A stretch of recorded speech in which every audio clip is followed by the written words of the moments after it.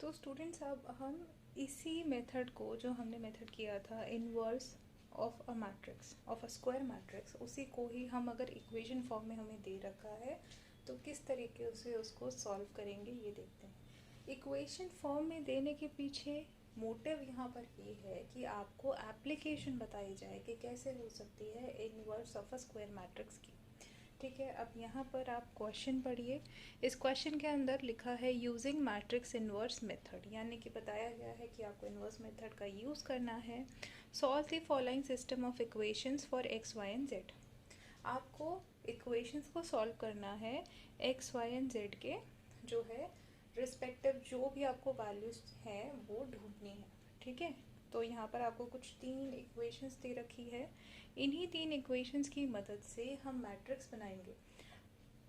तो जब कभी भी आपको इन्वर्स मेथड में एप्लीकेशन वाला क्वेश्चन आएगा तो आपको सेम इसी तरीके से इस क्वेश्चन को अटेम्प्ट करना है। ठीक है, सबसे पहले हम इक्वेशंस देख लेंगे।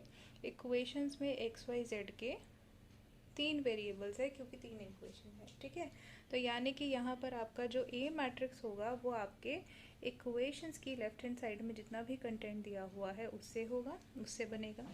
तो लेफ्ट हैंड साइड में जितने भी यहाँ पे एलिमेंट्स है उनको हमने न्यूमेरिक फॉर्म में मैट्रिक्स ए में लिख लिया है। अब जैसे यहाँ पर x है, y है, z है, तो ये तीनों 1 से मल्टीप्लाइड है तो हमने इनको 1 लिख लिया है। यहाँ 2 1 -1 है, 2 1 -1 लिख लिया। यहाँ पर 2 -1 1 है तो 2 -1 1। ठीक है, इस तरीके से हमने मैट्रिक्स ए बनाया है।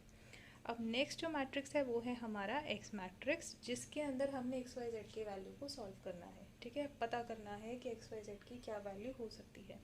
उसके बाद लास्ट में है हमारा बी मैट्रिक्स, जो कि एक्चुअली हमारी इक्वेशन के राइट हैंड साइड पे जो हमें दे रखा है उसको हमने यहाँ पर प्लॉट कर दिया है। ठीक है, 5 2 2 यही दे रखा है ना रिस्पेक्टिवली, तो बस इसको लिख लिया ऐसे ही।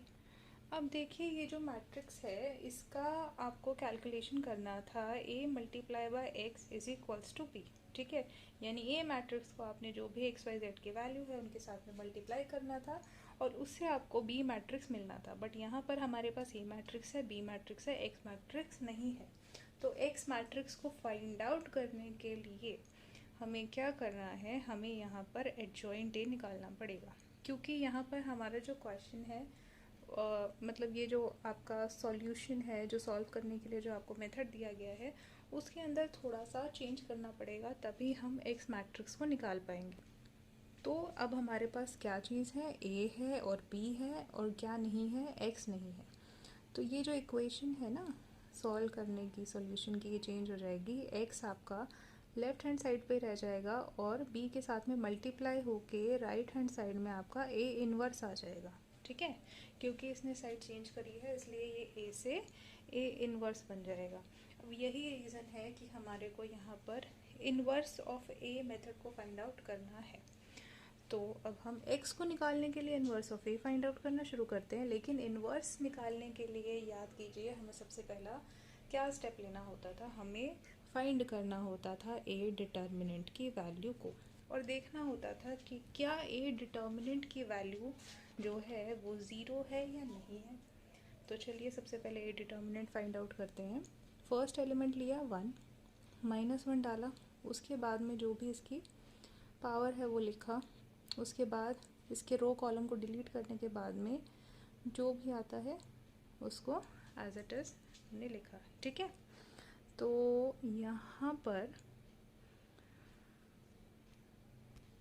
आपने 1 से 1 को माइनस करना है, क्योंकि 1 1 ज़ा 1 हो गया, माइनस माइनस का साइन प्लस हो गया, फिर दोबारा से माइनस लग गया तो ये -1 आ गया। ठीक है, अब ऐसे ही आगे सॉल्व करते रहेंगे। मैं यहाँ पर भी रो को कंसिडर कर रही हूँ डिटर्मिनेंट के लिए, तो इसीलिए हम 1 लिखेंगे, -1 डालेंगे, इसकी जो पावर होगी 1 + 2 वो लिखेंगे, रो एंड कॉलम्स को डिलीट करेंगे। 2 1 ज़ा 2 आ गया, 2 1 ज़ा 2 फिर से आ गया, लेकिन ये माइनस है तो माइनस माइनस हो जाएगा प्लस। ठीक है, अगेन हम +1 करेंगे क्योंकि यहाँ पर तीसरा एलिमेंट भी 1 है, -1 लिखेंगे, 1 + 3 क्योंकि ये A13 है तो इसीलिए यहाँ पर 1 + 3 आ जाएगा।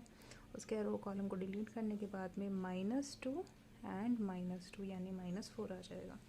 ठीक है, तो ये हमारा बन जाएगा, जो डिटर्मिनेंट का वैल्यू है 0 -4 सो इट विल बिकम -8। अब आप देख सकते हैं जो -8 है, दिस -8 जो कि आपका डिटर्मिनेंट है इज़ नॉट इक्वल्स टू 0। ठीक है, तो जैसे हम लिखते हैं थे वैसे ही उसी तरीके से हम यहाँ पर भी लिखेंगे, सिंस ए डिटर्मिनेंट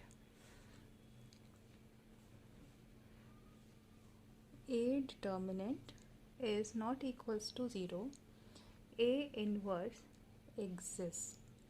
ठीक है, and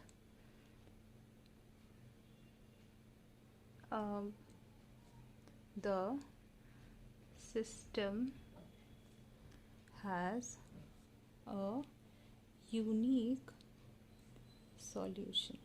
ठीक है, आप इतना बड़ा स्टेटमेंट लिखना चाहते हैं इतना बड़ा लिख लीजिए, नहीं तो जितना हमने पहले पिछले इन्वर्स वाले क्वेश्चन में किया था उतना भी काफ़ी है।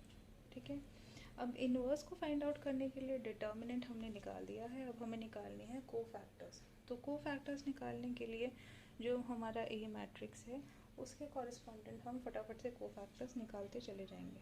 ठीक है, तो हमारे कोफैक्टर्स पहले तो हम लिख लेते हैं मैट्रिक्स में बना के, ताकि हमें कोई कन्फ्यूजन ना हो।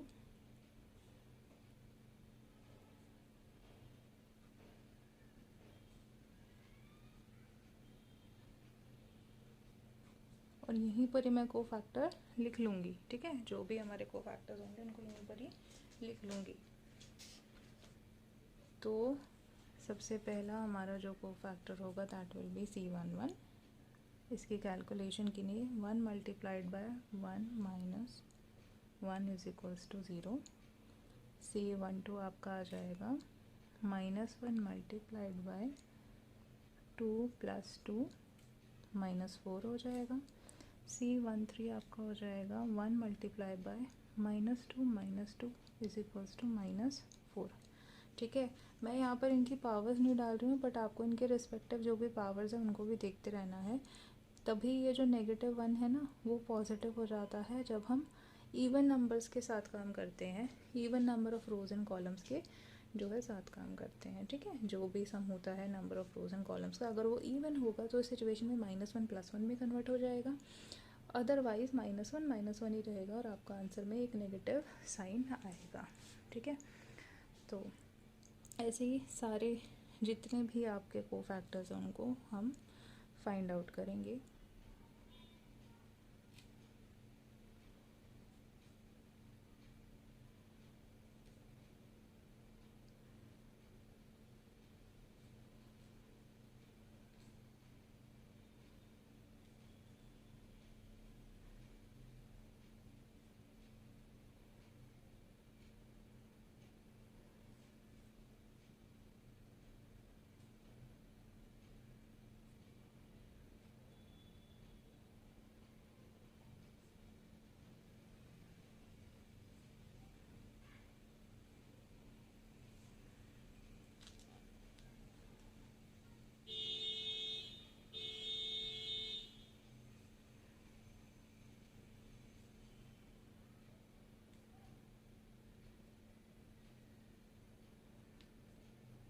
तो ये हमारे सारे के सारे कोफैक्टर्स आ गए हैं, तो उनको हम लिख लेंगे।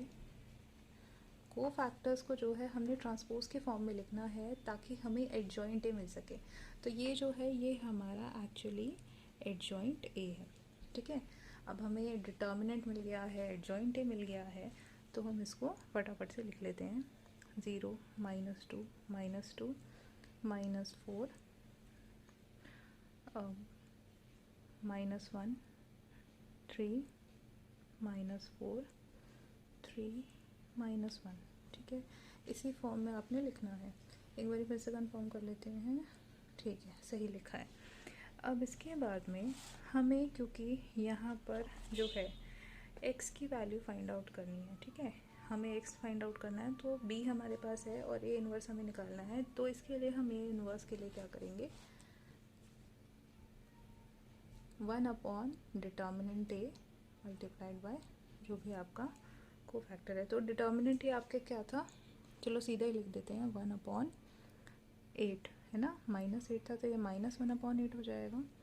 और आपका जो डिटर्मिनेंट था दैट वाज 0 -2 -2 -4 -1 3 -4 3 -1 -1 और इसके साथ में b को मल्टीप्लाई करना है तो b की वैल्यू थी 5 2 2। ठीक है, अब आपको जो है a इन्वर्स निकालने के लिए 1/a जो है मल्टीप्लाई करना था 1/ डिटर्मिनेंट a और उसके साथ में जो है एडजॉइंट मल्टीप्लाई करना था। बट यहाँ पर हमने डायरेक्टली ही क्या किया है कि हमने b भी मल्टीप्लाई कर दिया है। ठीक है, तो इससे आपका सॉल्यूशन निकल जाएगा। तो आपका सॉल्यूशन क्या आएगा, अभी मैं नेक्स्ट पेज पे आपको टर्न करके और मल्टीप्लाई करके दिखाती हूँ। तो अब इसमें आगे आपको क्या करना है कि मल्टीप्लिकेशन करते चले जाना है रो का कॉलम के साथ में। ठीक है, तो यहाँ पर हम लिखेंगे 1/8 नेगेटिव में और मल्टीप्लाई करते चले जाएंगे। 0 को 5 से, -2 को 2 से, -2 को फिर से 2 से। ठीक है, -4 को 5 से, प्लस -1 को 2 से, प्लस 3 को 2 से मल्टीप्लाई करना है। -4 को अगेन 5 से मल्टीप्लाई करना है, प्लस 3 को 2 से मल्टीप्लाई करना है, प्लस -1 को 2 से मल्टीप्लाई करना है। ठीक है, तो इसके बाद में आपका जो सॉल्यूशन आएगा दैट विल बी -4 जो कि -8 हो जाएगा, -20 -2 + 6 -20 + 6 -2। तो ये आपका बन जाएगा -8 -16 -16। ठीक है,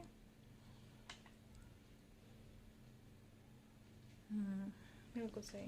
अब यहाँ पर आपके पास क्या है, -1/8 और यहाँ पर आपके पास में जो इन्वर्स आया दिस इज़ -8 -16 -16।